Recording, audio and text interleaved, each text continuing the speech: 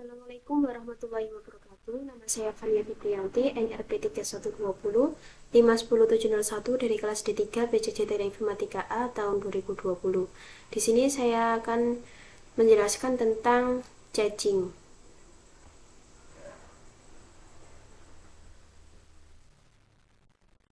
Untuk topik pembelajaran yang akan dibahas yakni 1. Penjelasan tentang caching, kedua tentang data caching, yang ketiga tentang fragment caching, yang keempat tentang page caching, yang kelima tentang HTTP caching.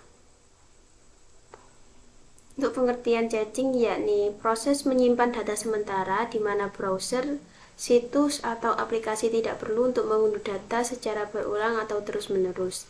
Caching adalah cara yang efektif untuk meningkatkan kinerja aplikasi Anda. Mekanisme caching menyimpan data statis dalam cache dan mendapatkannya dari cache saat diminta. Di sisi server, Anda dapat menggunakan cache untuk menyimpan data dasar seperti daftar berita terbaru. Anda juga dapat menyimpan fragmen halaman atau seluruh halaman web. Di sisi klien, Anda dapat menggunakan cache HTTP untuk menyimpan halaman yang terakhir dikunjungi di cache browser. Untuk cara kerja cache yakni 1. Cari data di cache. Kemudian 2. Jika tidak ada, request data ke database. Untuk mekanisme cache yang didukung oleh YI yaitu 1. Data caching yang membantu untuk menyimpan variabel PHP dalam cache dan mengambilnya nanti. Fragment caching mengacu pada caching fragment halaman web. Page caching mengacu pada caching konten seluruh halaman di sisi server. HTTP caching digunakan pada aplikasi web agar juga dapat mengeksploitasi caching sisi klien untuk menghemat waktu dan menghasilkan dan mentransmisikan konten halaman yang sama. Data caching membantu dalam menyimpan variabel PHP dalam cache dan mengambilnya kemudian. Data caching bergantung pada komponen cache yang biasanya terdapat sebagai komponen aplikasi. Untuk mengakses komponen aplikasi, Anda dapat memanggil YII app cache. YII mendukung penyimpanan cache berikut, yakni seperti ini. DB cache, use a data table, a store cache data. APC cache, use PHP APC extension. File cache, use file to store cache data.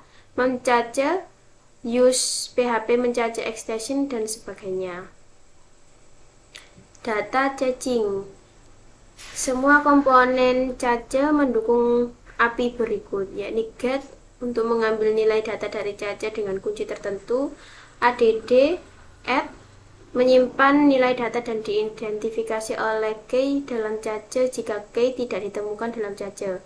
Set yakni menyimpan nilai data yang diidentifikasi oleh key dalam cache. Yang D, multiget mengambil beberapa nilai data dari cache dengan key yang ditentukan. Yang 5, multiset menyimpan beberapa item data dalam cache, setiap item diidentifikasi dengan kunci. Untuk flush, menghapus semua item data dari cache. Untuk contoh pembuatan data caching, yakni ubah file config web PHP menjadi seperti ini, kemudian mendapatkan fungsi baru bernama action test ke site controller seperti ini. Yang ketiga, kita ketik localhost 8080 index PHP rshift cache di alamat browser web. Kita latih.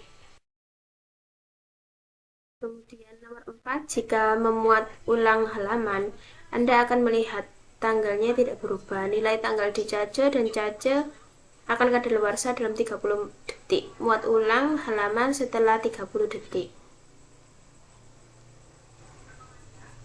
Untuk query caching, memberi Anda caching hasil query basis data. Caching query memerlukan koneksi database dan komponen aplikasi cache. Berikut merupakan langkahnya, yakni 1. Menambahkan metode baru yang disebut action query chasing ke site controller.